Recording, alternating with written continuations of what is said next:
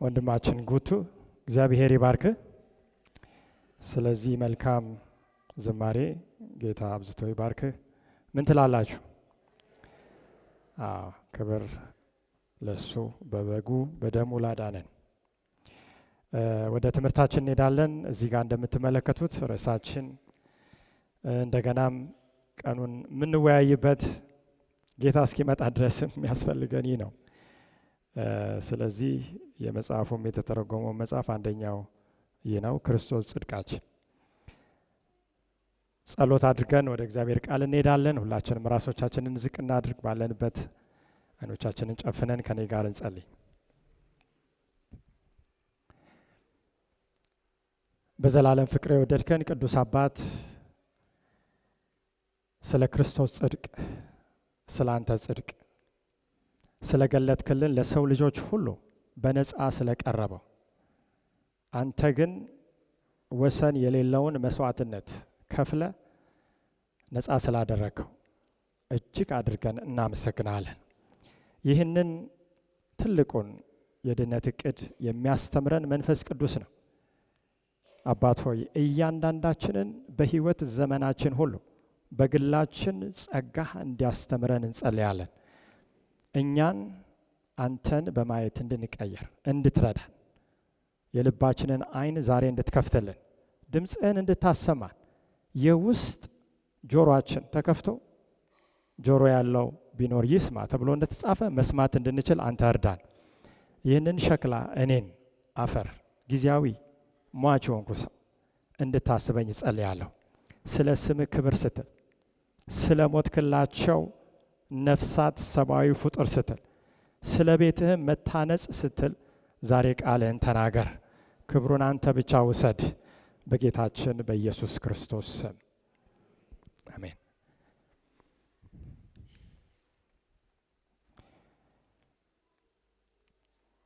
የእግዚአብሔርን ቃል ከአንደኛ ሳሙኤል ምዕራፍ 31 ቁጥር 1 ጀምሮ በማየት እንጀምራለን። መጽሐፍ ቅዱስ የያዘን ሁሉ ወደዛ ስፍራ እንሄዳለን። አንደኛ ሳሙኤል ምዕራፍ 31 ቁጥር 1። ይሄ ለትምህርታችን መነሻ የሚሆነው ታሪክ እንዲህ ይላል። በዛ ስፍራ ከደረስን በአንድነት እናነባለን።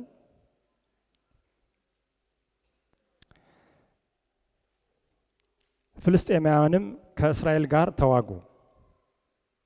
የእስራኤልም ሰዎች ከፍልስጤማውያን ፊት ሸሹ፣ ተወክተውም በጊልቦዓ ተራራ ላይ ወደቁ። ይሄ ታሪክ ንጉሥ ሳኦል በእግዚአብሔር ሳይሆን በእስራኤል ሕዝብ ምርጫ የተመረጠ ሰው ነበር። የሱን ታሪክ መጨረሻ ነው የሚያሳየን።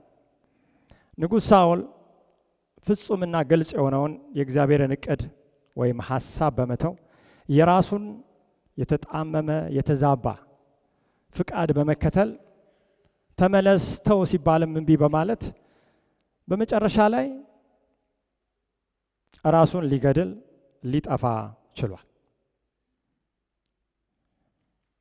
እና እስራኤል የእግዚአብሔር ሕዝብ ነው፣ ፍልስጤም ደግሞ የእግዚአብሔር ሕዝብ ጠላት ነው በዚህ አውድ ውስጥ።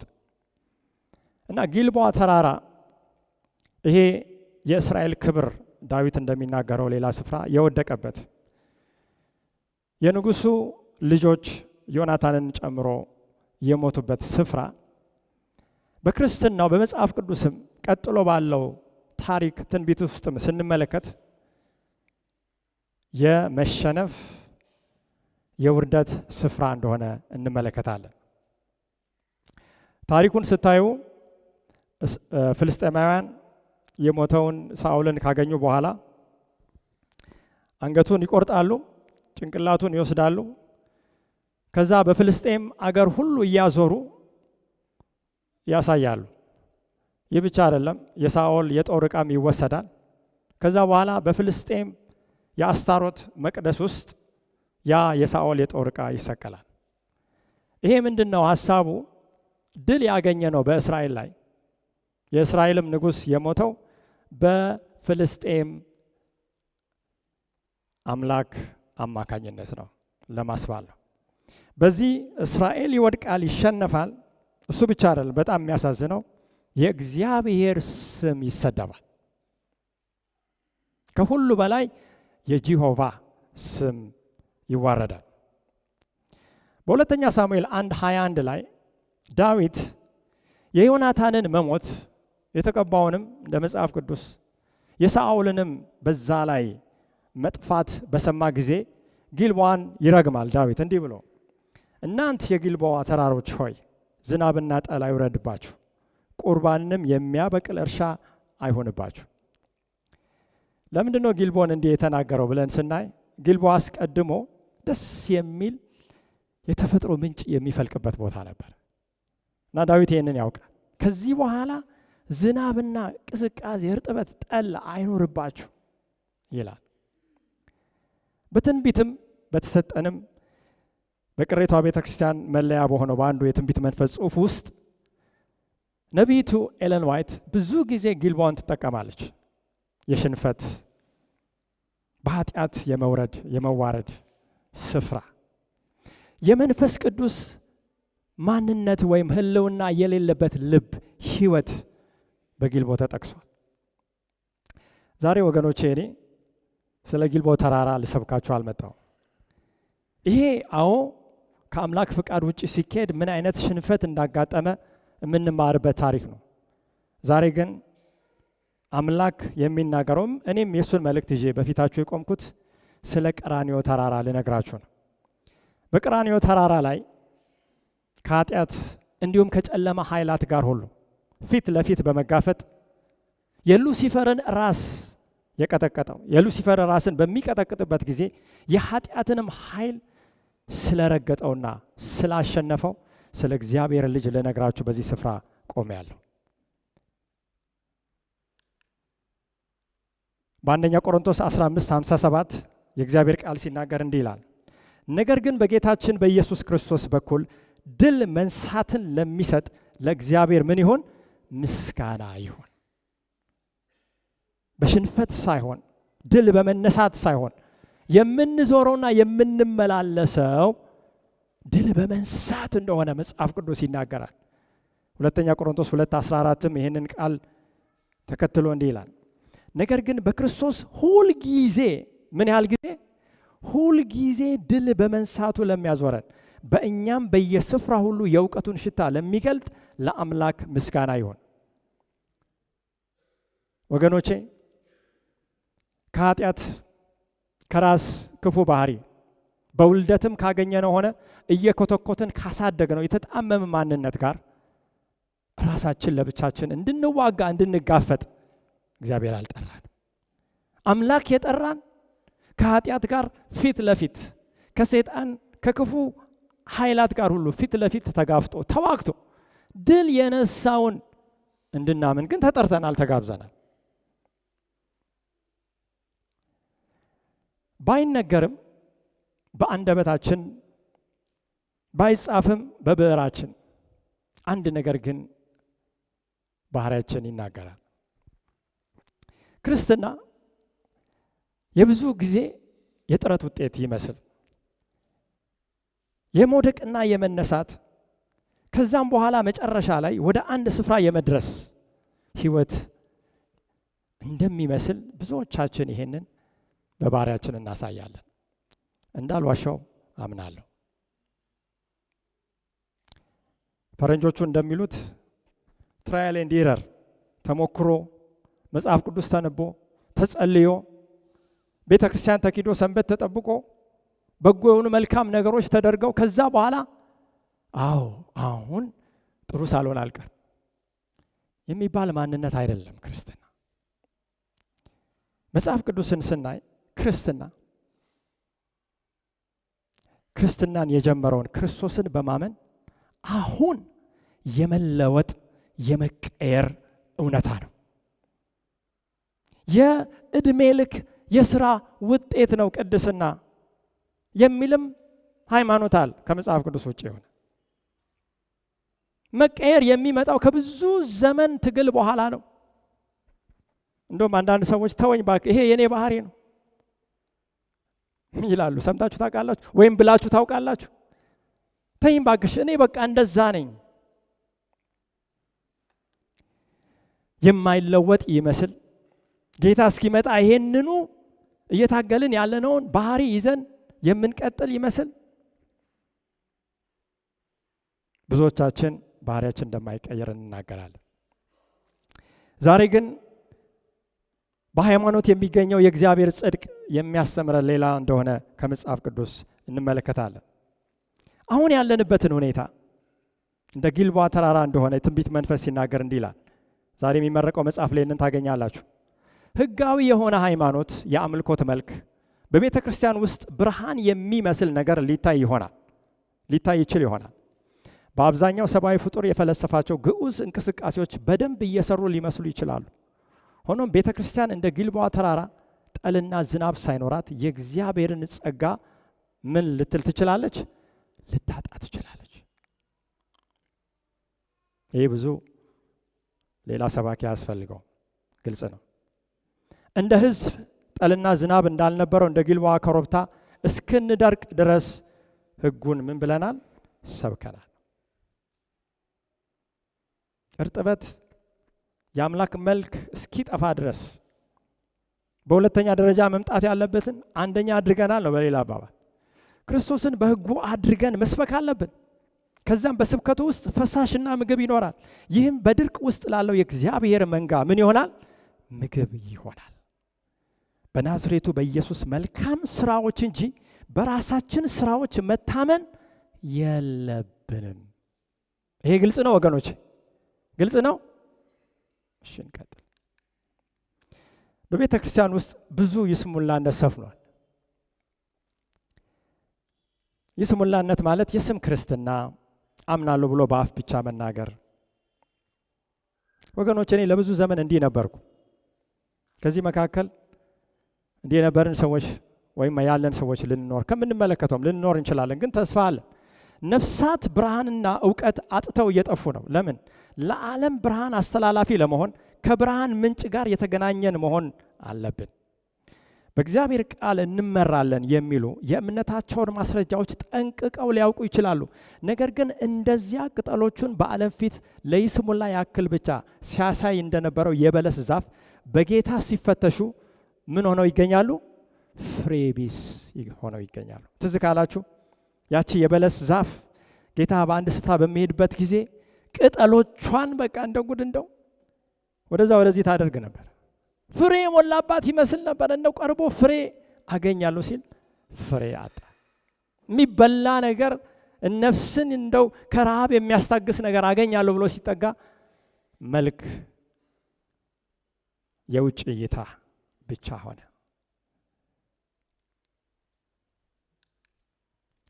መደበኛ የሆነ ሃይማኖታዊ አገልግሎች ተጠብቀው ይካሄዳሉ ይላል አምስተኛው ቴስቲሞኒ ገጽ 538።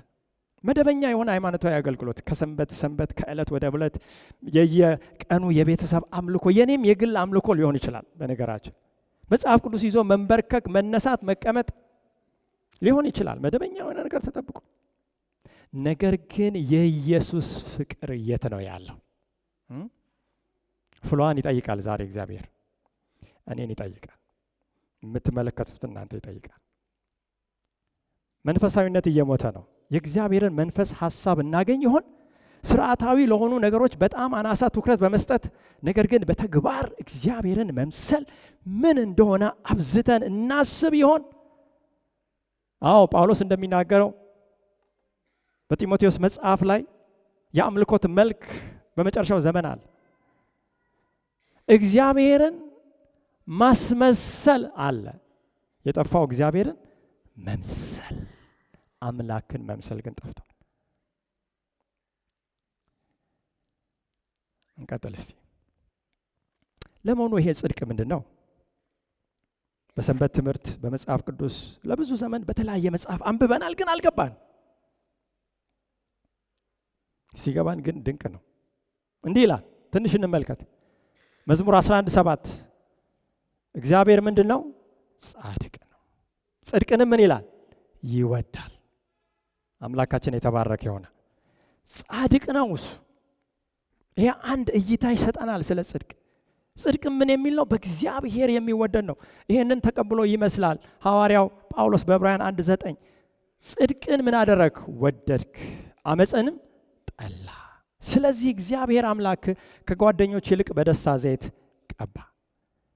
አመፅ የጽድቅ ተቃራኒ ወይም ጽድቅ የአመፅ ተቃራኒ። የእግዚአብሔር ልጅ ክርስቶስ ጽድቅን መውደድ ብቻ ሳይሆን ራሱም ጻድቅ ስለሆነ ጽድቅም ምን እንደሆነ ስለኖረ በኑሮ ስላሳየ አምላክ ከጓደኞቹ ይልቅ በምን ዘይት ቀባው? በደስታ ዘይት ቀባው። ይሄ ዘይት ምንድን ነው? ትዝ ይላችኋል እግዚአብሔር ስለ ዳዊት ሲናገር ባሪያዬን የእሴይን ልጅ ዳዊትን አገኘሁት፣ በቅዱሱም ቅባቴ ምን አልኩት? ቀባሁት። ያ የእግዚአብሔር መንፈስ ነው። ዛሬም እኛ እንዲሁ አመፅን ልንጠላ፣ ክፉ ባህሪ ልንጠላ፣ አንዱ የጽድቅ ባህሪ ነው። በእኔ ያለ አሁን እያስቸገረኝ ያለ ክፉ ንግግር ከሆነ ከኔ የሚወጣው ክፉ ነገር የማይ ከሆነ ክፉ ነገር ምሰማ ከሆነ ያንን መጥላት፣ በፊት የምወዳውን መጥላት፣ በፊት የምጠላውን አሁን ደግሞ መውደድ። መዝሙር 92:15 በእርሱ ዘንድ አመፃ የለም። መዝሙር 119:142 ጽድቅ የዘላለም ጽድቅ ነው። ለምን ያህል ጊዜ ነው እግዚአብሔር ጽድቅ? የዘላለም ጽድቅ ነው። አንደኛ ቆሮንቶስ 15:34 በጽድቅ ንቁ፣ ኃጢአትንም አትስሩ። እነዚህ የተወሰኑ ፍንጮችን ይሰጡናል። በጣም ጥሩ። ከአመፅ ተቃራኒ ከሆነ ጽድቅ፣ አመፅ ማለት ግን መተላለፍ፣ ኃጢአት ነው። ስለዚህ ጽድቅ የእግዚአብሔርን መታዘዝ እንደሆነ ፍንጭ እናገኛለን። ኃጢአተኛው ይህንን ማድረግ የማይችል ከሆነ ታዲያ ይህንን አስቸጋሪ የሚመስል ነገር እግዚአብሔር በድነት እቅዱ እንዴት አድርጎ ነው የፈታው? ሁላችንም በደስታ ዘይት መቀባት እንፈልጋለን። ይህንን ልንወድ፣ አመፅን ልንጠላ እንፈልጋለን። የዘላለም የሆነውን ጽድቅ ለእኛ ልናደርግ። መጽሐፍ ቅዱስ ጽድቅ እንዲህ ከሆነ በኋላ ጻድቅ የለም አንድም እንኳ ይላል በሮሜ 3:10 ከሰው ልጅ ውስጥ የማይገኝ ነው። ከሰው በላይ እና ውጭ ከተፈጥሮ ውጭ የሚገኝ ነው።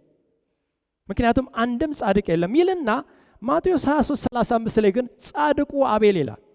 ሰው አንድም ጻድቅ ሊባል ካልቻለ አቤል እንዴት ጸደቀ? አቤል ብቻ አይደለም። ዘፍጥረት 7:1 ላይ እግዚአብሔርም ኖኅን አለው አንተ ቤተሰቦች ሁሉንም ይዘህ ወደ መርከብ ግባ፣ በዚህ ትውልድ በፊቴ ጻድቅ ሆነ አይቻለሁ። ጻድቅ ከሌለ ማንም መልካም የሚያደርግ ከሌለ መጽሐፍ ቅዱስ እንደሚናገረው ሰው በግፍ ከተሞላ ጳውሎስ ሲናገር ለስጋ የተሸጥኩ ነኝ ካለ ከፍጥረታችን የቁጣ ልጆች ከሆነ እነዚህ ሰዎች እንዴት ጻድቅ ተባሉ? ሮሜ 4:3 አብርሃምም እግዚአብሔርን አመነ፣ ምን ሆኖ ተቆጠረለት? ጽድቅም ሆኖ ተቆጠረለት ይላል። ስለዚህ አንድ ነገር ፍንጭ አገኘን። በእግዚአብሔር የሚወደደውን ይህንን ጽድቅ፣ ከአመፅ ተቃራኒ የሆነውን ይህንን ጽድቅ አብርሃም እንዴት እንዳገኘ የተናገረው ብቸኛው የአብርሃም መንገድ እምነት እንደሆነ እንመለከታለን። ስለዚህ ይህንን ልናስብበት ያስፈልጋል። እስቲ ሮሜ 1:16 እንመልከት። በደንብ ያብራራልን መጽሐፍ ቅዱስ። እሱ ራሱ ይናገር። ቅድም የተነበበው በክርስቶስ ወንጌል ምን አልልም አላፍርምና የእግዚአብሔር ኃይል ነውና ለመድኃኒት ለሚያምኑ ሁሉ። ይሄ ከመጀመሪያው ትም ነው የወሰድኩት፣ ለመድኃኒት የሚለውን ስለወደድኩት። የእግዚአብሔር ኃይል ለሚያምኑ ሁሉ መድኃኒት ነው። የምን መድኃኒት? የክፉ የኃጢአት በሽታ መድኃኒት። የእግዚአብሔር ጽድቅ በእርሱ ይገለጣል በሚያምነው፣ ከሃይማኖት ወደ ሃይማኖት ወይም ከእምነት ወደ እምነት። እንደተጻፈ ጻድቅ በምን ይኖራል? በሃይማኖት በእምነት ይድናል። የወንጌል ሀሁ ይመስላል አይደል? ይህን ብዙ ጊዜ ሰምቻለሁ፣ ምንድነው አዲስ ነገር ልንል እንችላለን። የእግዚአብሔር ቃል ግን ማለዳ ማለዳ አዲስ ነው፣ ታማኝነቱም ብዙ ነው ይላል። በየቀኑ ስንነቃ ተፈጥሯችን ይነግረናል። በአካላዊው ስርዓት ምንድነው የሚካሄደው? ተኝተን ስንነቃ ሰውነታችን እንደገና ይፈጠራል ማለት እንችላለን። አዲስ ንጋት፣ አዲስ ፀሐይ ሲወጣ ልክ መንፈሳዊ ህይወትም በየቀኑ የእግዚአብሔር ልጅ ክርስቶስ በውስጣችን መወለዱ ነው። ለዚህ ነው ጻድቅ አንድም ጽኑ የሆነ የሚጸልይ ሰው የትላንት ህይወቴ የትላንት ክርስትና የከሌ ፓስተር በወንጌላዊ ስለተባልኩ ኦኬ የለም። በየቀኑ ከእግዚአብሔር መወለድ፣ በየቀኑ ይህ ጽድቅ በእኔ ስራውን መስራት የየዕለት ህይወት እንደሆነ እንመለከታለን። ክርስትና ሮሜ 3:21 በጣም ደስ የሚለኝ ጥቅስ ከሌሎቹ ጋር ተደምሮ አሁን ግን በህግና በነቢያት የተመሰከረለት የእግዚአብሔር ጽድቅ ያለምን ተገልጧል? ያለ ህግ ተገልጧል። ያለ ስራ ተገልጧል። ያለ አንተ ጥረት፣ ያለ አንቺ ጥረት፣ ያለ አንተ ልፋት፣ ያለ እኔ ልፋት ተገልጧል። በሌላ ስፍራ ያለው ቃል ከዚህ ጋር ይስማማል። ሰዎችን ሁሉ የሚያድን የእግዚአብሔር ጸጋ ምን ብሏል? ተገልጧልና። ይህም ኃጢአተኝነትን ዓለማዊ ምኞትን ክደን የተባረከውን የጌታችን የመድኃኒታችን የኢየሱስ ክርስቶስን መገለጥ እየተጠባበቅን በዚህ ዘመን በጽድቅ ራስን በመግዛት እንዴት እንደምንኖር ይህ ጸጋ ይላል ጳውሎስ ያስተምረናል። ከዛ ቀጥሎ እንዲህ ይላል፣ ለሚያምን ሁሉ የሆነ በኢየሱስ ክርስቶስ በማመን የሚገኘው የማን ጽድቅ ነው? የእግዚአብሔር ጽድቅ ነው። አዎ ጌታ ሆይ ልትሉ ትችላላችሁ። እንደዛ ሰው አምናለሁ፣ አለማመኔን ግን ምን በለው እርዳው። ጸሎት በኋላ እንመለከታለን። አንዱ ወሳኝ አካል ነገር ግን ቀጥሎ የሚመጣ ነው። ሮሜ 9:31 እስራኤል ግን የጽድቅን ሕግ እየተከተሉ ወደ ሕግ አልደረሱም። ዛሬ ራሳችሁን ክተቱ። መልካም በመስራት ይህንን እየተከተልኩ ወደ ሕግ አልደረሱ። ሕግን አልጠበቅንም ታውቃላችሁ፣ ጽድቅን ካልተቀበለ። ይህ ስለምንድን ነው? በስራ እንጂ በእምነት ጽድቅን ስላልተከተሉ ነው። ጽድቅን ያልተከተሉ አሕዛብ ጽድቅን አገኙ። እርሱ ግን ከእምነት የሆነ ጽድቅ ነው። ለአምላካችን ክብር ይሁን። አድቬንቲስቶች በጣም እንታማለን። እናንተ ሕጋውያን ሕግን ብቻ የምትሰብኩ፣ ምንም እንኳን ተነሳሽነቱ የዚህ አባባል ስህተት ቢሆንም ነገር ግን እውነት አለው። ይህንን ዛሬ ልቀበል እፈልጋለሁ። ከኛ ህይወት ከስብከታችንም ማንን ስላላዩ? ክርስቶስን ስላላዩ። እንዳልኩ ሞቲቭ ትክክል ላይሆን ይችላል፣ መነሻው ሌላ ሊሆን ይችላል። ሮሜ 4:9 እንመልከት እስቲ የጥንቱን የድሮውን አሮጌ የሚመስለውን እውነት ነገር ግን አዲስ የሆነውን ለብዙ ጊዜ ተሸፍኖ የቆየውን ሮሜ 4:9 እንዲህ ይላል፣ እምነቱ ለአብርሃም ጽድቅ ሆኖ ተቆጠረለት እንላለንና ለእግዚአብሔርም ክብር እየሰጠ የሰጠውንም ተስፋ ደግሞ ሊፈጽም እንዲችል አጥብቆ እየተረዳ። እምነት ምን ማለት ነው? እግዚአብሔር የተናገረውን ቃል ያደርጋል ብሎ መጠባበቅ፣ በቃሉ አምላክ ይገኛል ብሎ ያንን ቃል ይዞ በእግዚአብሔር ፊት መቅረብ ነው። በእምነት በረታ እንጂ በአለማመን ምክንያት በእግዚአብሔር ተስፋ ቃል ምን አላለም? አልተጠራጠረም። ያለህን አንድያ ልጅን ስጠኝ ባለው ጊዜ። ስለዚህ ደግሞ ጽድቅ ሆኖ ተቆጠረለት ይህ እምነቱ። ነገር ግን ተቆጠረለት የሚለው ቃል ስለ እርሱ ብቻ የተጻፈ አይደለም፣ ስለ እኛም ነው እንጂ ስለ በደላችን አልፎ የተሰጠውን እኛን ስለ ማጽደቅም የተነሳውን ጌታችንን ኢየሱስን ከሙታን ባስነሳው ለምናምን ለእኛ ምን ይልልን ዘንድ ይቆጠርልን ዘንድ ነው። ያ የመስቀሉ ስራ በምናምን ጊዜ ለእኛ የሚቆጠርልን ነው ጽድቅ። እዛ ጋር ግን አያበቃም። የተቆጠረልን ጽድቅ ደግሞ የምንካፈለው ነው እንደ እግዚአብሔር ቃል። ያ የምንካፈለው የኢየሱስ ጽድቅ ቅድስናው ነው፣ ባህሪው ነው። ያ የመንፈስ ቅዱስ ፍሬ ነው። በእርሱ አምናለሁ የሚል እርሱ እንደተመላለሰ በመንፈስ ፍሬ በማፍራት ይመላለሳል። ያ ክብርን ለእግዚአብሔር ይሰጣል። እንቀጥል እስቲ። እንዲህ አለ፣ በጣም ቁልፍ የሆነው ዋና ዛሬ የሚያስፈልገው ዮሐንስ 12:32 እኔም ከምድር ከፍ ከፍ ያልኩ እንደሆነ ሁሉን ወደ እኔ ምን እላለሁ? እስባለሁ። የእግዚአብሔር ልጅ ዛሬም ከፍ ይበል። በመስቀል በቀራንዮ በዛ በጎልጎታ ኮረብታ ላይ ጌታችን ከፍ ብሎ ተንጠለጠለ በሰማይና በምድር መካከል። በዛ የሚያልፍ ሁሉ እንዲያየው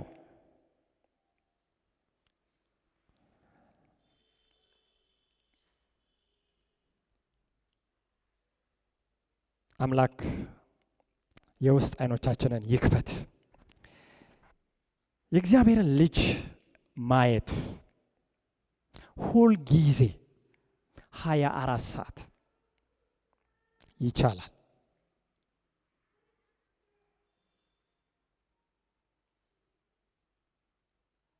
በሁሉም ጊዜ ፈተና ሲመጣ፣ ጤና ቢኖርም በሽታ ቢመጣ፣ ሐዘን፣ አስደንጋጭ ነገር ቢመጣ ሁል ጊዜ ማየት ይቻላል።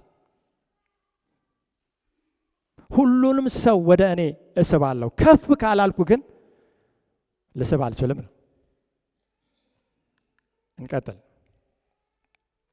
ታዲያ እንዴት ነው የምንድነው? የዘመናት ምኞት ይመልስልናል። ሙሴም በምድረ በዳ እባብን እንደሰቀለ ከፍ አድርጎ የሚለውን እንመለከታለን። እንዲሁም የሰው ልጅ ተሰቀለ ከፍ ብሎ።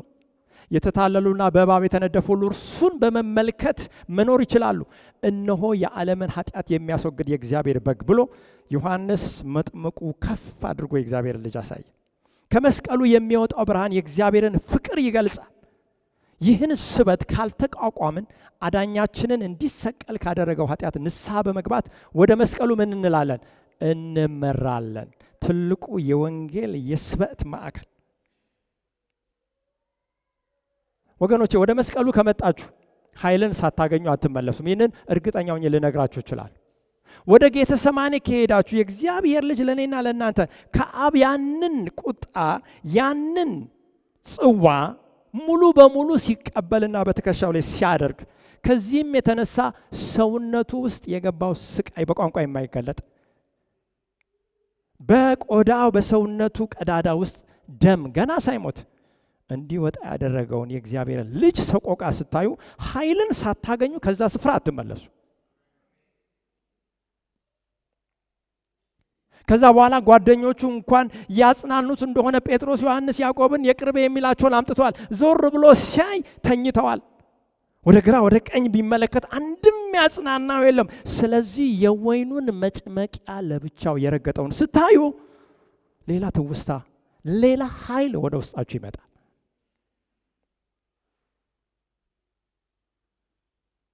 ከዛ በኋላ ማንም አጋዥ ሳይኖረው ያንን ጨካኝ የሆነ ክፉ መስቀል ይዞ ወደ ቀራንዮ ሲሄድ፣ በዛም ላይ ራቁቱን ሲንጠለጠል ብቸኛ ተስፋ ያደረገው አባቱ እንኳን ፊቱን ሲያዞርበት ለምን ብላችሁ ትጠይቃላችሁ? የኔ ኃጢአት ነው፣ የኔ አመጽ ነው። ስለዚህ የእግዚአብሔር ልጅ ሆይ አዝናለሁ። የቀራንዮም ሰው ከፍ ካላለ ሰው አይደለም። ለዚህ ነው ዕለት ዕለት ለተወሰኑ ሰዓታት ይህንን ማሰላሰል ያለብን።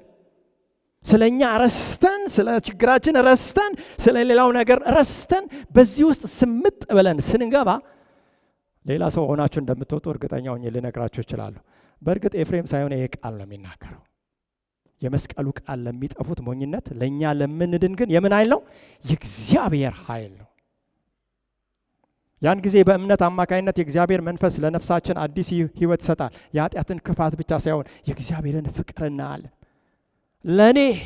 ለኔ ትላላችሁ። ሐሳብና ምኞት ሁሉ ለክርስቶስ ፍቃድ ተገዢ ይሆናል። ልብና አእምሮን በውስጣችን ሁሉንም ነገር ለእርሱ ተገዢ በሚያደርገው አምላክ አምሳያ ይቀረጻል። አዲስ ባህሪ መቼና እንዴት እንደሆነ ሳታውቁ እየተቀየራችሁ ትመጣላችሁ። የመንፈስ ቅዱስ አሰራር ንፋስ ከየት ተነሱ ወዴት እንደሚነፍስ ምን አይልም፣ አይታወቅም። የእግዚአብሔር ልጅ ስናይ ግን ይሄ ለውጥ በመንፈስ ቅዱስ አማካኝነት በውስጣችን ይሆናል። ክብር ለእግዚአብሔር ይሁን። ልብና አእምሮን በውስጣችን ሁሉንም ነገር ለእርሱ ተገዢ በሚያደርገው አምላክ አምሳያ ይቀርጻል። ይህ ሲሆን የእግዚአብሔር ሕግ በልባችንና በአእምሮአችን ላይ ይጻፋል። አያችሁ፣ ልጁን ካየን ካመንን ካደነቅነውና ስለሱ ካሰላሰልን ከተቀበልነው በኋላ ሕጉን መጠበቅ ይቻላል። ከተለወጠ በኋላ ያን ጊዜ እኛም እንደ ክርስቶስ አምላኬ ሆይ ፍቃድን ለማድረግ ወደድኩ፣ ሕግም በልቤ ውስጥ ነው እንላለን። አምላክ የተባረከ ይሁን። ለመሆኑ እንደው በነገራችን ላይ ሁልጊዜ መልእክታችን የሶስቱ መላእክት መልእክት ነው እንላለን። መፈክራችን ለመሆኑ የሶስተኛው መልአክ መልእክት ምንድን ነው? እስቲ እንመልከት። ጌታ በታላቅ ምሕረቱ ትንቢት መንፈስ ሲናገር ቴስቲሞኒስ ቱ ሚኒስተርስ ኤንድ ጋስፕል ወርከርስ ገጽ 91 እና 92 በታላቅ ምሕረቱ ለሕዝቡ እጅግ የከበረ መልእክት ላከ። ይህ መልእክት በዋናነት ከፍ ያለውን አዳኝና ትዝ ይላችኋል እኔ ከፍ ያልኩ እንደሆነ ለሁሉም ኃጢአት ሲባል የከፈለውን መስዋዕት ለዓለም ማሳየት ነው። መልእክቱ ይሄ ነው። እየሰማን ነው? ሐሳባችንን ሰብስብ። ይህ መልእክት በተረጋገጠው ነገር ላይ በእምነት መጽደቅን እንዲሁም የእግዚአብሔርን ትእዛዝ በመታዘዝ የተገለጸውን የክርስቶስን ጽድቅ ሰዎች እንዲቀበሉ የሚጋብዝ ክርስቶስን በሕጉ መስበክ፣ የእግዚአብሔርን ትእዛዝ በመታዘዝ የተገለጸው የክርስቶስን ጽድቅ ሰዎች እንዲቀበሉ እንዴት አድርገው? በእምነት። ብዙዎች ኢየሱስን ማየት አቁመዋል። አይኖቻቸውን በመለኮታዊ ማንነቱ በባህሪውና ለሰው ልጆች ባለው የማይለወጥ ፍቅሩ ላይ ማድረግ ያስፈልጋቸዋል።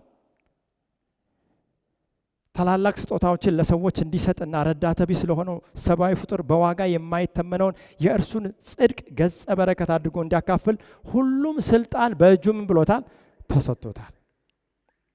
አንድ በአንድ እንመልከተው። እንዲህ ይላል ቀጥሎ፣ እግዚአብሔር ለዓለም እንዲሰጥ ያዘዘው መልእክት ይሄ ነው። ይሄ አሁን ምን ያህል ግልጽ ነው ወገኖቼ? ለዓለም እንዲሰጥ ያዘዘው መልእክት የትኛው ነው?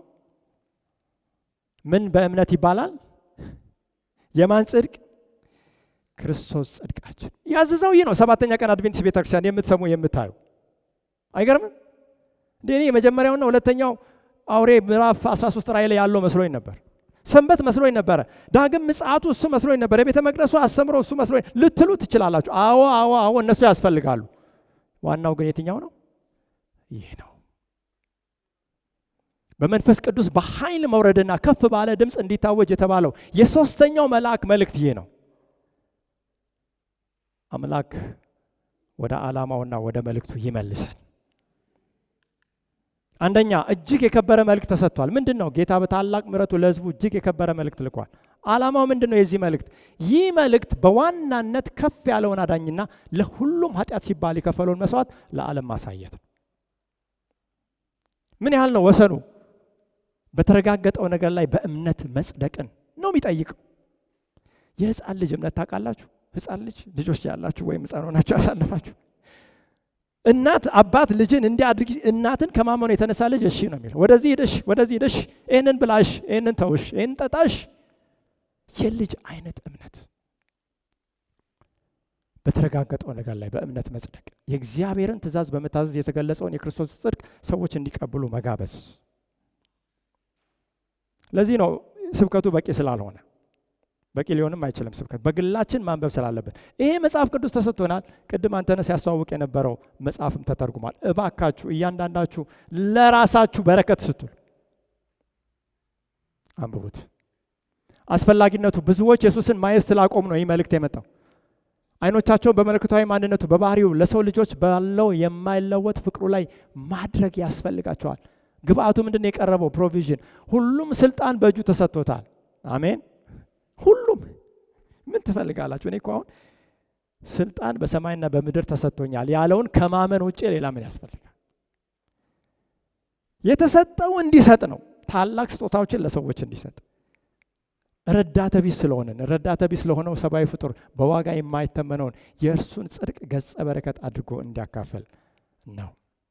የሚያካልለው ስፍራ እግዚአብሔር ለዓለም እንዲሰጥ ያዘዘው መልእክቴ ነው። በእርግጥ ምንድን ነው መልእክቱ? መልእክቱ በመንፈስ ቅዱስ በኃይል መውረድና ከፍ ባለ ድምፅ እንዲታወጅ የተባለው የሶስተኛው መልአክ መልእክት ነው።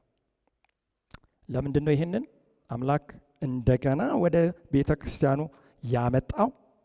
ያኔም በ1888 ዛሬም ቤተ ክርስቲያን የክርስቶስን የጽድቅ ጦር ዕቃ ለብሳ ወደ መጨረሻው ግጭት ምን ልትል ነው? ልትገባ ነው።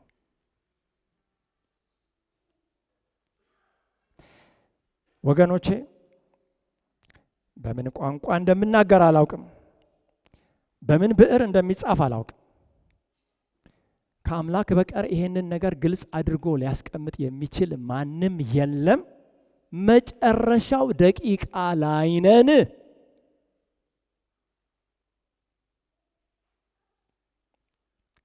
ሲበላ ሲጠጣ፣ ሰው ሲያገባ ሲፋታ፣ ቤት ሲሰራ፣ መንገድ ሲሰራ፣ እርሻው ሲተከል፣ ድንገት በኖህ ዘመን ውሃ ህዝብን ዓለምን እንዳጠፋ ሊከሰት ነው።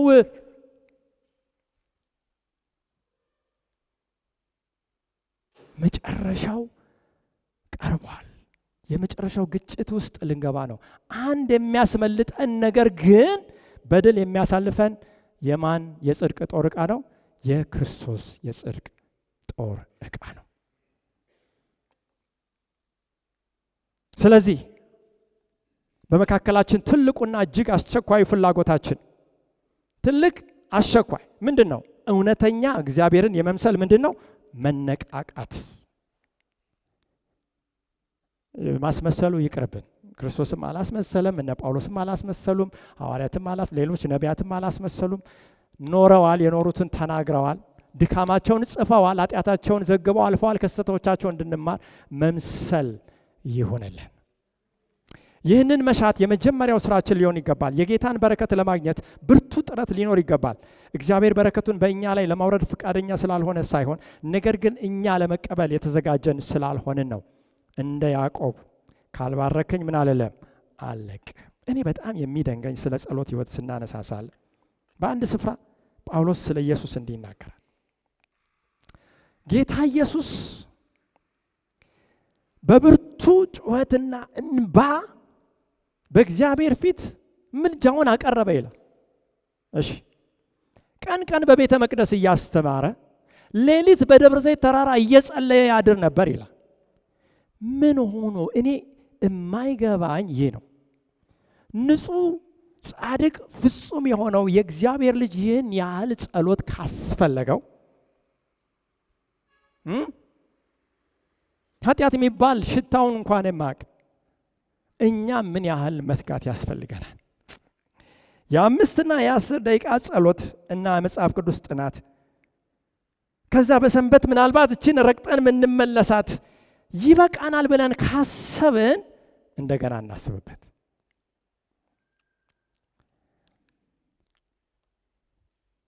በመናዘዝ በመዋረድ በንስሐና በብርቱ ጸሎት እግዚአብሔር በረከቱን ለመስጠት ቃል የገባውን ቅድመ ሁኔታዎች ማሟላት የእኛ ስራ ነው። መነቃቃት ሊጠበቅ የሚገባው የምን ብቻ መልስ ተደርጎ ነው? የጸሎት። የመነቃቃት የታድሶ ፕሮግራም ስለተደረገ አይደለም፣ መጥፎ ነው እያልኩ አይደለም።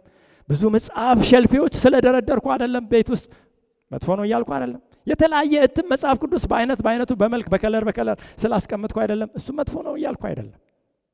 ነገር ግን መለወጥ፣ ነገር ግን መቀየር የሚመጣው የሚጠበቀው አንድ ነገር ከተደረገ በኋላ ምንድነው? እሱ ጸሎት። የእግዚአብሔር ልጅ እንደጸለየ እንዳትረሱ። ይህንን የምታደርጉትም ለመጽደቅ እንዳልሆነ አስቡ።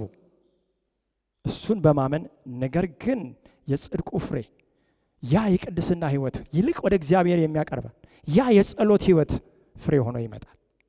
ጌታ መንፈሱን በድካም ውስጥ ባለች ቤተክርስቲያንና ንስሐ በማይገባ ጉባኤ ላይ እንዲያፈስ የእግዚአብሔር ሕዝብ ማንኛውንም እንቅፋት በማስወገድ መንገዱን መጥረጉን ሰይጣን እንደሚፈራው ያለ ሌላ የሚፈራው ምንም ነገር የለም። አንድ ነገር ጠይቁ። ሰይጣን ምንድነው የሚፈራው? መንገዱን መጥረግ። አምላክ ሆይ በቤቴ እንዳትገባ፣ በዚህ ቤት ማለት ነው፣ በልቤ እንዳትገባ በሩ ላይ ያለ ግሳንግስ ቆሻሻ ምንድነው? ያንን መጥረግ። ሰይጣን የራሱ መንገድ ቢሳካለት ኖሮ እስከ ፍጻሜ ዘመን ድረስ ሌላ ታላቅም ሆነ ታናሽ ሆነ መነቃቃት አይኖርም ነበር። ነገር ግን ሐሳቡን አንስተው የእርሱን ኃይል መቃወም ይቻላል። ለእግዚአብሔር መንፈስ መንገዱ ሲዘጋጅ በረከቱ ይመጣል። ክብር ለእግዚአብሔር ይሁን። ሰይጣን ዝናብ በምድር ላይ እንዳይወርድ የሰማይ መስኮቶችን መዝጋት ካለመቻሉ በላይ በእግዚአብሔር ሕዝብ ላይ የበረከት ዝናብ እንዳይወርድ ሊከለክል አይችልም። ዝናብ ይዘንባል፣ አዎ። ክረምት ይመጣል፣ ይሄዳል። በጋ ይመጣል፣ ፀሐይ ይወጣል፣ አዎ። ይህንን መከልከል አይችልም። እንግዲያውስ የእግዚአብሔርን መንፈስ ሰይጣን በሕዝቡ ላይ እንዳይወርድ መከልከል አይችልም። ቀድሞ ሁኔታውን ካዘጋጀን እየጨረስን እንመጣለን። የመንፈስ ቅዱስ ስራ ሊለካ የማይቻል እጅግ ታላቅ ነው። ለእግዚአብሔር ሰራተኛ ኃይልና ውጤታማነት የሚመጣው ከዚህ ምንጭ ነው። ልክ የክርስቶስ በግል ለነፍስ መገኘት እንደሚያደርገው መንፈስ ቅዱስ ደግሞ አጽናኝ ነው። አምላካችን የተመሰገነ ይሁን። ልክ ጴጥሮስ አጠገብ ያ ተወዳጁ ዮሐንስ አጠገብ ክርስቶስ እንደነበረና ሲያዩት ሲገባ ሲወጣ ከነሱ ጋር ሲያጽናናቸው እንደነበረ መንፈስ ቅዱስ እንዲሁ ለኛ ያደርግልናል። በቀደሙት ቀናት ውስጥ በነበሩት ደቀ መዛሙርት ላይ መንፈስ ቅዱስ በወረደ ጊዜ ምንድን ነው ያደረጉት ወገኖች? የመጀመሪያው ዝናብ ሲወርድ የተሰበከው ያ ስብከት ነው የሚሰበከው የወቅቱን እውነት ይዞ። በቀደሙት ቀናት ውስጥ በነበሩት ደቀ መዛሙርት ላይ መንፈስ ቅዱስ በወረደ ጊዜ ኢየሱስን እርሱም እንደተሰቀለ ሲሰብኩ እንደተከናወነው አይነት ስራ በምድር ላይ ይከናወናል። አሜን እላለሁ። መልእክቱ በኃይል ይሄዳልና ብዙዎች በአንድ ቀን ውስጥ ምን ይላሉ? ይለወጣሉ። በአንድ ቀን ውስጥ ስራው በምን? በፍጥነት በኃይል ስለሚሄድ የመጨረሻው ዘመን ንቅናቄም በዓለም የምናየውም ፈጣን እንደሆነ እናውቃለን። የእግዚአብሔር ኃይል ደግሞ ከዚህ ሁሉ በላይ ፈጣን ይሆናል። ወደ መጨረሻው ስንመጣ ኃጢአተኛው ለመሆኑ ምንድነው የሚያስፈልገው? ለህዝብ፣ ለነገር፣ ለቋንቋ፣ ለወገን ወንጌላችን እንዲሰበክ የዘላለም ወንጌል ይዘናል እንላለን። ምንድነው ዓለም የሚያስፈልገው? ክርስቶስ ከሕጉ ጋር ያለው ግንኙነት፣ እርሱም ከኃጢአት በቀር እንደኛ በሁሉም ነገር የተፈተነ ታማኝና መሐሪ ሊቀ ካህን ሆኖ ለሰዎች እንደሚገባው አልተገለጸም። እንደ ቤተ ክርስቲያን እንደ መለኮታዊ መስዋዕት በኃጢአተኛው ፊት ከፍ አልተደረገም። መስዋዕት ምትክና ዋስ ሆኖ የሰራው ስራ ቀዝቀዝ ባለና በቸለተኝነት ብቻ ነው የተስተዋለው። የከንፈር መምጠት አገልግሎት ብቻ ነው የተሰጠው። ደስ ይላል። አዎ በጣም ጌታ የተመሰገነው ብለን እንወጣለን። ልባችንን ምን ያህል ነክቶናል? ምን ያህል ቀይሮናል? ምን ያህል ውስጣችን አጥንታችን ውስጥ ይሄ እውነት ይነዳል? እሱ ሌላ ራሳችንን የምንጠይቀው ጥያቄ ነው። ምንድነው ኃጢአተኛው የሚያስፈልገው? ነገር ግን ኃጢአተኛው ማወቅ የሚያስፈልገው ነገር ቢኖር ይህ ነው። ኃጢአተኛው ክርስቶስን ሊያየው የሚገባው በሙላቱ ኃጢአትን ይቅር የሚል አዳኝ ሆኖ ነው። ምክንያቱም ወደር የለሽ የሆነው የክርስቶስ ፍቅር ወኪል በሆነው በመንፈስ ቅዱስ አማካኝነት ወደ ነደነው ልብ ወቀሳንና መለወጥን ያመጣል። እግዚአብሔር የሚፈልገው ይህ ነው። እኛም የምንፈልገው በእኛም በወገኖቻችን ይህ ነው። ልባዊ የሆነ ወቀሳ፣ መለወጥ። የእግዚአብሔር ልጅ ከፍ ሲል ምድር በእግዚአብሔር ክብር ስትበራ እንደ ራዕይ ምዕራፍ 18 ቁጥር 1 ደቀ መዛሙርቱ በመንፈስ ቅዱስ ተሞልተው ከሞት የተነሳውን አዳኝ ኃይል ሲያውጁ የተከናወነውን አይነት ስራ እንመለከታለን። አምላክ የተመሰገነ ይሁን። ከዚህ በኋላ ሌላ ታላቅ መልአክ ከሰማይ ሲወርድ አየሁ ይላል ራዕይ ምዕራፍ 18። ከክብሩም የተነሳ ምድር ምን አለች? በራች። ስለዚህ ወደ መጨረሻው ስንመጣ የክርስቶስ ጽድቅ በእምነት መገለጥ ገቢራዊ ሊሆን ይገባል። በህይወቴ የሱ ጽድቅ የኔን የመርገም ጨርቅ ጽድቅ ብያስኩትን ያወጣና አዲስ ልብ በመንፈስ ቅዱስ አማካኝነት ይፈጥራል። ባህሪዬ ወደ እግዚአብሔር ባህሪ በማየት እለወጣለሁ። እርሱን ሳይ ባህሪም ያለ እንከን ይሆናል፣ ያለ ነቁጥ ይሆናል። አንዳች ጉድፍ፣ የፊት መጨማደድ፣ እንዲህ ያለ አይነት ነገር ሳይኖረው በእግዚአብሔር ፊት እንቆማለን። ያኔ እግዚአብሔር ማህተሙን ያተማል። ያኔ የኋለኛውን ዝናብ እንቀበላለን። ከዛስ ለተቀባዩ ኃይል ይሰጣል። የኋለኛው የሶስተኛው መልአክ መልእክት ወደ ታላቁ ጩኸት ያድጋል። ራዕይ ምዕራፍ 14 ላይ ተቀምጦ ራዕይ ምዕራፍ 18 ስንመጣ ያው መልእክት ያድጋል ወደ ታላቁ ጩኸት። ምድር በሚያንጸባርቀው የእርሱ የጽድቅ ብርሃን ትበራለች። ስለዚህ ዝቅ ባለ በተሰበረ ልብ መናዘዝ፣ ኃጢአትን ማስወገድ፣ የእግዚአብሔርን ልጅ መቀበል፣ ዳግም መወለድ። ወገኖቼ እንዳትረሱ ኒቆዲሞስን ነው ቤተ ክርስቲያን ስንት ዘመን የኖረውን እውነት እላለሁ ዳግም ካልተወለድክ ወደ እግዚአብሔር መንግስት ልትገባ አትችልም ያለው። ስለዚህ ዳግም ልትወለዱ ይቻላል ወገኖቼ፣ ዛሬ ዳግም መወለድ ይቻላል። ስለዚህ ይህንን ጥሪ ያቀርባል ለመንፈሳዊ መነቃቃትና ለተሃድሶ። ይህ ካልሆነ በቀር እነዚያ ለብ ያሉት የእርሱ ልጆች ለመሆናቸው እውቅናን መስጠት እስኪያቆም ድረስ ለጌታ አጸያፊ መሆናቸው እየጨመረ ይሄዳል። የስም ክርስትና አምላክ የሰለቸው ሰማይ ያንገሸገሸው ጉዳይ ነው። በራዕይ ምዕራፍ 3 ላይ የተቀመጠውን ባለጠጋ እንድትሆን ያንን ፍቅር፣ ያንን እምነት፣ ያንን ወርቅ ከኔ ግዛ፣ ራቁትነትህንም በጽድቅ ልብሴ ሸፍን፣ የራቁትነት ሀፍረት እንዳይታይ። ከዛም ከእነርሱ ሃይማኖት ውጭ የሆኑት ይህንን ስናደርገኛ ከኛ ሃይማኖት ውጭ የሆኑት እግዚአብሔር ከሕዝቡ ጋር እንደሆነ በማየት አዳኙን ለማገልገል ምን ይሏቸዋል? ቀላቀሏቸዋል። ይህ የመጨረሻ ጽሑፋችን ወይም ትምህርታችን የምናየው ጥቅስ ነው። እንዲህ ይላል ኤለን ዋይት ሪቬይል ሄራልድ ኖቬምበር 24 1904 በክርስቶስ የንግስና ቀን የእርሱ የፊት መጨማደድ ወይም ነቁጥ ወይም እንዲህ ያለ ነገር ያለበትን ማንኛውንም ሰው አይቀበልም። ምን አይልም? ቤተ ክርስቲያን እየሰማችሁ ነው? ምን አይልም? አይቀበልም። እንዴት ሊሆን ይችላል በሉ። እኔ አዎ አንቺ፣ እኔ አዎ አንተ፣ አዎ እኔ ፍጹም ሆነን ነው ኢየሱስን ምን የምንለው የምንገናኘው። እሱ ሲመጣ የምንቀየረው ነገር የለም። አሁን ነው የመዳን ቀን። መች ነው? ጳውሎስ ለምን የመዳን ቀን ኦኬ ሙከራ ካደረግ ምናልባት ከ20 ከ30 ዓመት በኋላ ይሳካላል ያላለው አሁን ነው ማመን በሱ። ነገር ግን ለታማኞቹ የማይጠፉ የክብር ዘውዶችን ያስረክባቸዋል። ለሚያምኑት ማለት ነው፣ በእርሱ ለሚተማመኑት። እርሱ በእነርሱ ላይ ይነግስ ዘንድ ያልፈለጉት ግን እርሱን በዳኑት ሰራዊት ተከቦ ያዩታል። በእያንዳንዱም ላይ ጌታ ጽድቃችን ነው የሚለው ምልክት ይገኛል። አምላክ የተመሰገነ ይሁን። ምን ያህሎቻችን ይህንን ጽድቅ ለመቀበል እንፈልጋለን? ራሶቻችንን ዝቅ እናድርግ፣ አይኖቻችንን እንጨፍን።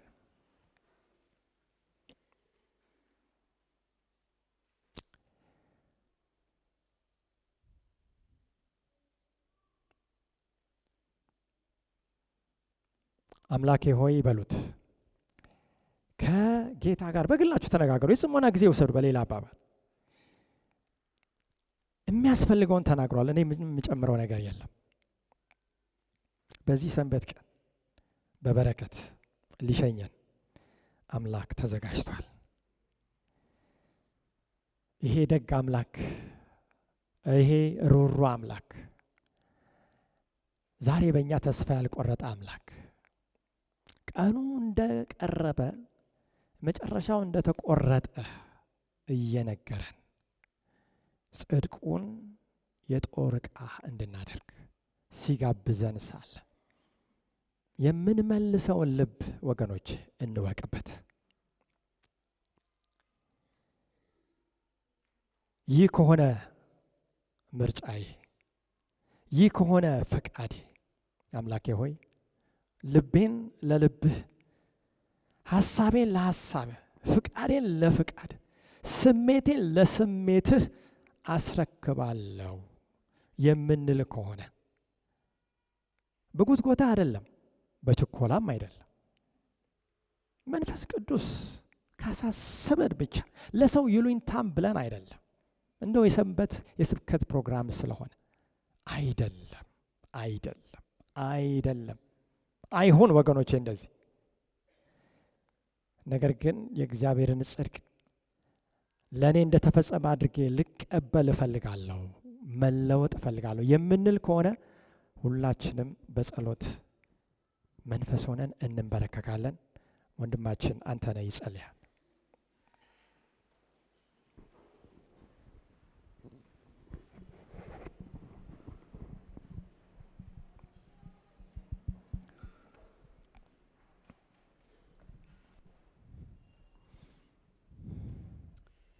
እንጸልይ።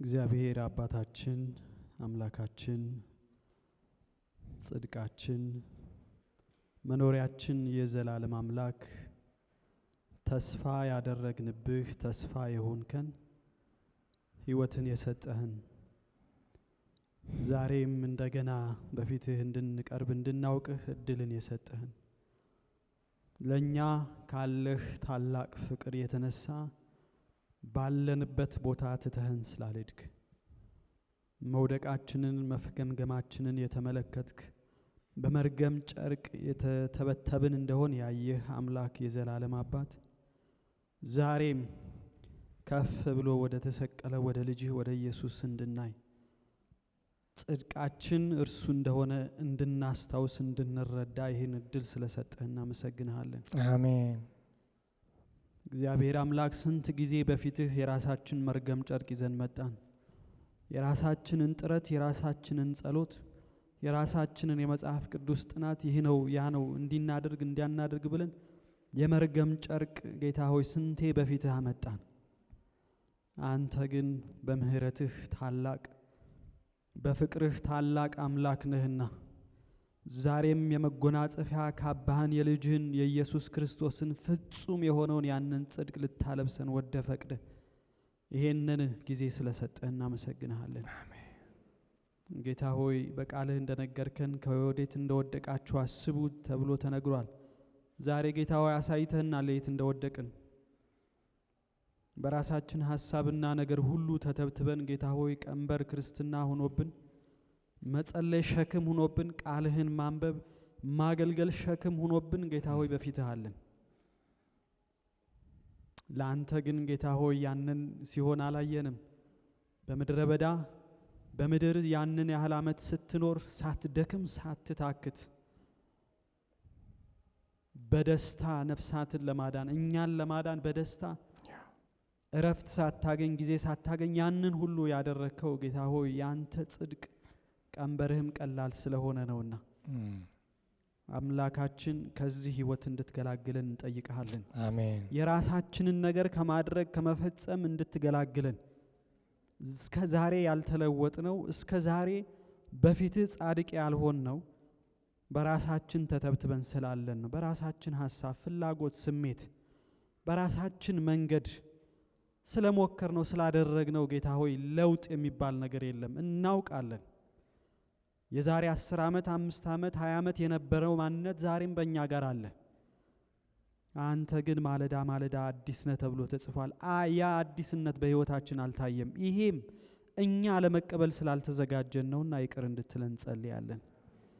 አሁንም ጌታ ሆይ ይህንን ሐሳብህን እንድንረዳ የልብህን መሻት እንድንረዳው ዛሬም የልቦናችን አይኖች እንዲበሩ በፊትህ ተንበርክከናል። ብዙ ጊዜ በቤትህ አስቆጥረናል። ብዙ ዘመን መተናል። የዘላለም አምላክ መፈታት ይሁንልን። ቀንበሩ ከላያችን እንዲወገድ ይህንን ሐሳብህን የክርስቶስን ጽድቅ እንድንረዳው አግዘን። እንደ ግል እንደ ቤተሰብ እንደ ቤተ ክርስቲያንም ጌታ ሆይ ታላቅ መነቃቃት የሚመጣው ይህንን በማስተዋል ነውና ኦ ጌታ ሆይ እርዳን። እንደ ተናገርከው መንፈስ ዝግጁ ነው፣ ስጋ ግን ደካማ ነው። ጌታ ሆይ አግዘን። እውነተኛ አንተን የመምሰልን ማንነት በላያችን ላይ አጎናጽፈን ይህንን እንድታደርግ እንጠይቀሃለን። ስለነበረን ጊዜ ሁሉ እናመሰግንሃለን።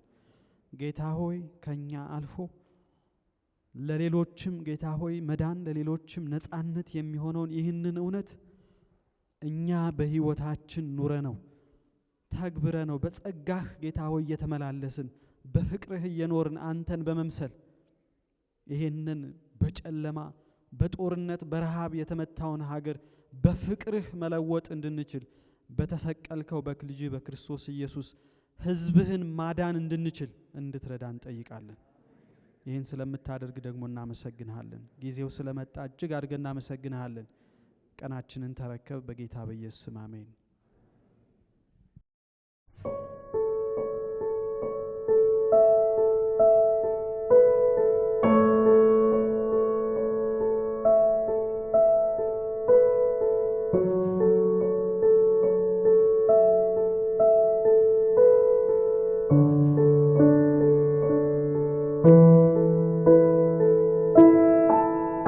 የሰው ልጅ ትልቁ ፍላጎት የተካተተበት ጥያቄ እንዴት እድናለሁ የሚል ነው።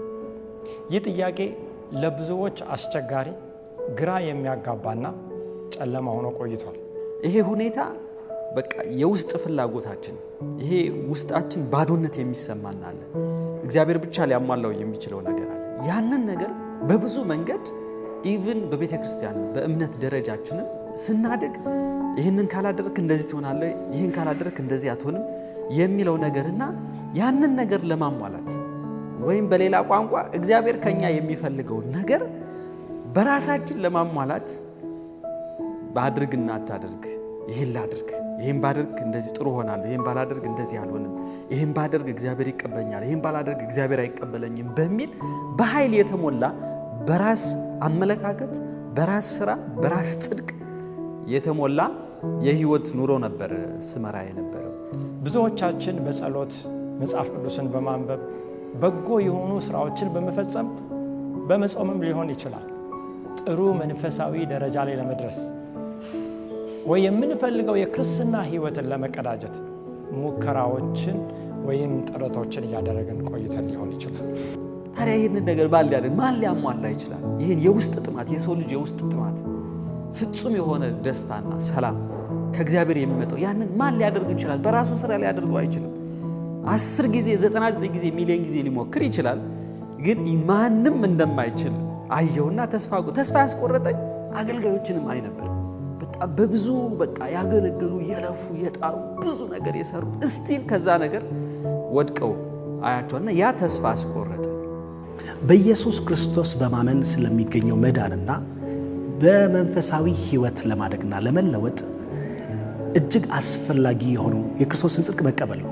አስታውሳለሁ በ2011 ለመጀመሪያ ጊዜ እግዚአብሔር ጽድቃችን በሚለው ሐሳብ ራሴን አገኘሁት። ትምህርት ይሰጥ ነበርና እግዚአብሔር ጽድቃችን ይሄ ነገር ምንድነው ደግሞ ሰምቼው አላቅም፣ ይሄ አይነት አመለካከት አለ እንዴ የሚለውን ነገር ከሰማው በኋላ በራሴ ማንበብ ጀመርኩ። ከዛ 2013 እና 14 ላይ እንደገና እግዚአብሔር ጽድቃችን ወደሚለው ሐሳብ አንድ ትልቅ መጽሐፍ ነበር፣ የኋለኛው ዝናብ መመለስ የሚል መጽሐፍ ነበር። እሱን ማንበብ ጀመርኩና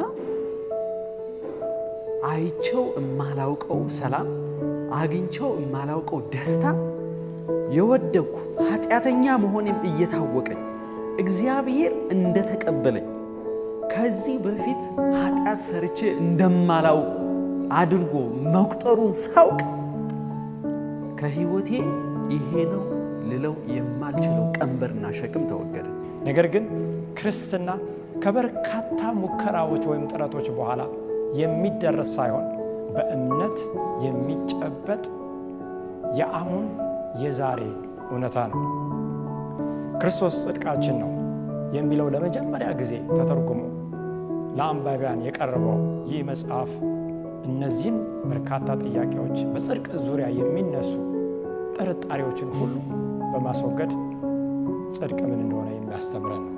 እጅግ ታሪክ የተለወጠበት ወሳኝ አጋጣሚ ሲሆን በሚያሳዝን ሁኔታ ግን በጊዜውም የነበሩ ወይም አሁንም ያሉ ሰዎች በጥልቀት ያላስተዋሉት ጉዳይ ነው፣ የጽድቅ በሃይማኖት ጉዳይ።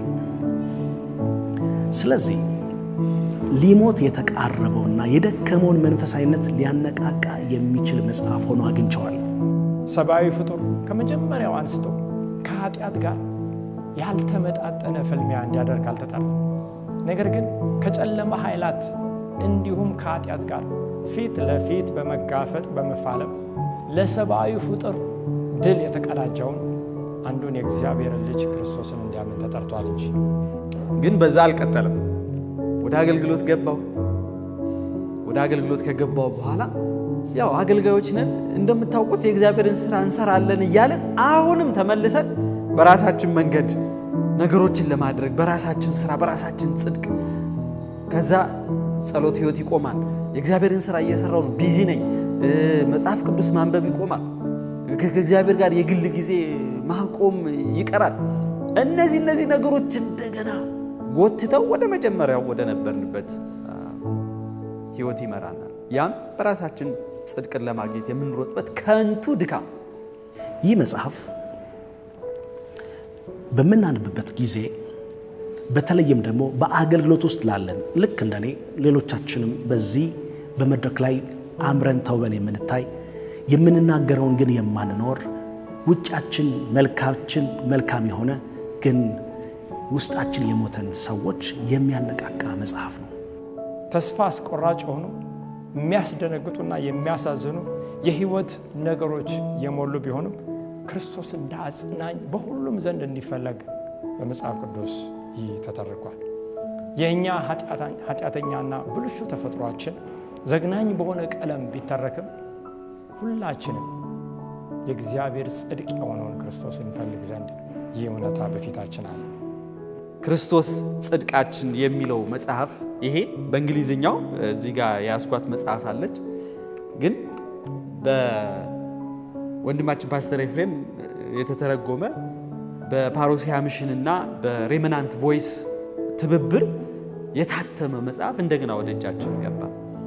ይህንን አዲስ መጽሐፍ ክርስቶስ ጽድቃችን መለኮት ሰውን የማዳንን አስቸጋሪውን ስራ እንዴት እንደፈጸመው የሚተርክ ዛሬ ደግሞ እኛ ይህንን ጽድቅ እንዴት እንደምናገኝ የየቀኑ ተመክሯችን ልናደርግ የምንችልበትን መንገድ ግልጽ በሆነ መንገድ የሚያስቀምጥ ነው።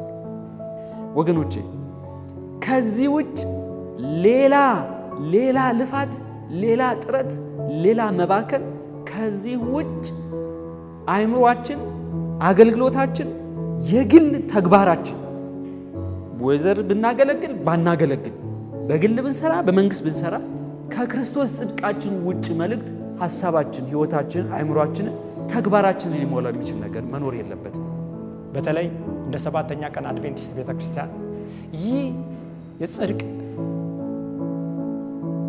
በእምነት አስተምሮ ከቤተክርስቲያን ለብዙ ጊዜ ተረስቶ ከቆየ በኋላ በምእመናንም ሆነ በመሪዎች ዘንድ ይህ ከትውስታ ከራቀ በኋላ እግዚአብሔር በመልእክተኞቹ አማካኝነት በታላቅ ምሕረቱ ይህንን መልእክት ለቤተክርስቲያን ሲያመጣ የቤተክርስቲያን መሪዎች አባላት ምን አይነት ምላሽ እንደሰጡ የነሱም ምላሽ ደግሞ ያስከተለው ውጤት ምን እንደሆነ ያስቃኘናል። የራሴ ተሞክሮ ነው የምነግራችሁ። ከዚህ መጽሐፍ በጣም የደነቀኝንና በመጀመሪያም ጽድቅ በእምነት በሚለው መልእክትም ኤክስፖዝድ ከሆንኩ በኋላ ያለውን አንድ በጣም አሁንም ድረስ ውስጥ የሚነካኝን ከዚህ መጽሐፍ ላይ ላንብብላችሁ። ክርስቶስ ጽድቃችን በሚለው ገጽ 104 ላይ የመጨረሻው ፓራግራፍ እንደዚህ ይላል። ኃጢአተኛው ወደ ጽድቅ ሊደርስ የሚችልበት ብቸኛው መንገድ እምነት ነው።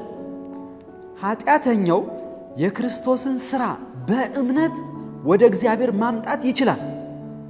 እናም እግዚአብሔር የልጁን መታዘዝ ኃጢአተኛው እንደፈጸመው ይቆጥራል ይላል።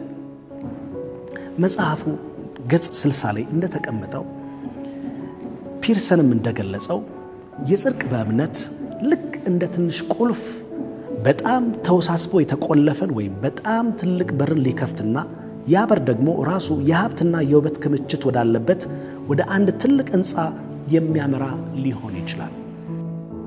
መጽሐፍ ቅዱስ እንደገና የትንቢት መንፈስ በጽድቅ ዙሪያ የሚናገረውን እየተናገረ ይህ መጽሐፍ ይቀጥልና ይህንን የሰባተኛ ቀን አድቬንቲስት ቤተክርስቲያን ታሪክ ዛሬ ልናውቅ የሚገባንን ካስታወሰን በኋላ አሁን ግን ከነአን ድንበር ላይ ያለን ሰዎች የጽድቅ በሃይማኖትን እውነታ እንዴት መለማመድ እንደምንችል በማስተማር ወደ ድምዳሜው ይመጣል። እኛም ይህንን መጽሐፍ የራሳችን በማድረግ ለሌሎችም ደግሞ ይህንን እውነት በማካፈል የበረከቱ ተካፋይ እንድንሆን ይህ መጽሐፍ ቀርቦልናል። እኔ በግሌ ይህንን መጽሐፍ በማነብበት ጊዜ ቤተሰቤም ቢሆን በጣም በብዙ በረከቶች ተጎብኝተናል። ስለዚህ ይህንን እኛ ያገኘነውን በረከት እናንተም እንድታገኙ ይህንን መጽሐፍ በፓሮሲያ ሚሽን አማካኝነት ተተርጉሞ ወደ እናንተ መቅረቡን ሳበስራችሁ ከፍተኛ ደስታ ይሰማኛል። እናንተም እንደምትባረኩበት እንደኔ ምስክርነትን መስጠት እንደምትችሉ ነገ ይህን እንደምታደርጉ ተስፋ አደርጋለሁ። መልካም ንባብ፣ መልካም ጥናት በየቤተ ክርስቲያናችሁ በመጽሐፍ ቅዱስ ጥናት ቡድን ውስጥ ይህ መጽሐፍ ተካቶ ጥናት ተደርጎበት በግለሰብ በቤተሰብ ብቻ ሳይሆን በቤተ ክርስቲያን ደረጃ መነቃቃትና ተሐድሶ እንደሚመጣ በእውነት ይህንን ልነግራችሁ እወዳለሁ። ይህንን ደግሞ እንድታደርጉ ፓስተሮች፣ አገልጋዮች፣ የቤተ ክርስቲያን አባላት ሁሉ ይህን እንድትፈጽሙ አደራላችኋለሁ። እግዚአብሔር ይባርካችሁ።